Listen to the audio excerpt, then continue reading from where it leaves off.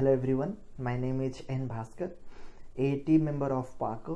So today, on behalf of our team, we are going to represent a transformational story of a boy from dependent to independent, from incompetent to a competent position.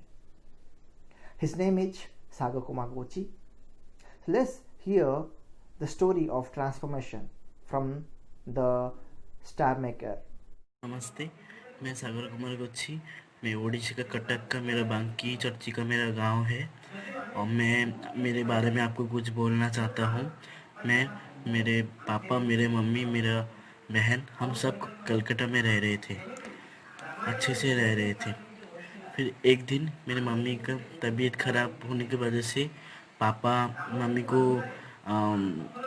Doctor के पास लेके गए थे। तब वहाँ पर ही mummy का heart stroke हो गया। तब मेरे को 10 साल हुआ था और मेरे बहन को 5 साल की मेरी बहन थी। ये 2014 का बात है। फिर मम्मी का डेथ हो गया और फिर एक कुछ महीने बाद मालूम पड़ा कि पापा को लिवर जॉन्डिस है। तब पापा का तबीयत बहुत ख़राब होने लगा है। फिर पापा उड़ीसा आके पापा कटक का हॉस्पिटल में एडमिट हुए। फिर पापा पापा का तबीयत ज़्यादा जब ख़राब हो गया, मेरा घर का एक मेरा चाचा मुझे फ़ोन करे बोले, सागर तुम्हारे पापा का तबीयत ख़राब है, तुम घर में आ जाओ। मैं घर में आया, आके आके देखा पापा का तबीयत बहुत ख़राब था। जब मैं जो आज मैं आया, आज ही रात को पापा का भी डेथ हो गया। एक एक साल भी नहीं हुआ, मेरे पापा मम्मी गुज़र गई, फिर पापा गुज़र गए। तब पापा जब मेडिकल में थे, तब मैं हॉस्पिटल में जब रह रहे थे, तब मैं खुद एक एकला कलकत्ता में रह रहा था। खुद खाना बना रहा था, खुद स्कूल जा रहा था, अपना कपड़ा वपड़ा सब साफ कर रहा था। 10 साल का मैं लड़का था। मेरा जीवन में बहुत हार्ड वर्क मैं किया तब। फिर पापा गुजर गए, फिर बहन छोटा था, फिर बहन कैसे पढ़ेगी, बहन क्या करेगा। फिर मेरा छोटा चाचा बहन को रखे। फिर मैं कलकत्ता चला गया पढ़ाई करने के लिए। तब भी मेरे को कोलकाता में बहुत प्रॉब्लम हुई, कैसे पढ़ाई करूं, क्या करूं, मुझे समझ में नहीं आ रहा था। फिर मैंने पढ़ाई छोड़ के उड़ीसा आके फिर मैं उड़िया पढ़ना सीखा। पढ़ पढ़ा पढ़ के मैं कुछ करना चाहता था, इसीलिए मैं 8 क्लास में भर्ती होके 9 में गया। 9 में जाके 10 पास करके मैं कॉलेज पढ़ना था मेरे को, क्योंकि मेरे पास पैसा नहीं था। क्या करूं? As you all know that every darkened side has its own brighter side, the same thing happens with Mr. Sagar. So after so many of struggle and obstacle, the grit of Mr. Sagar makes him into the success path.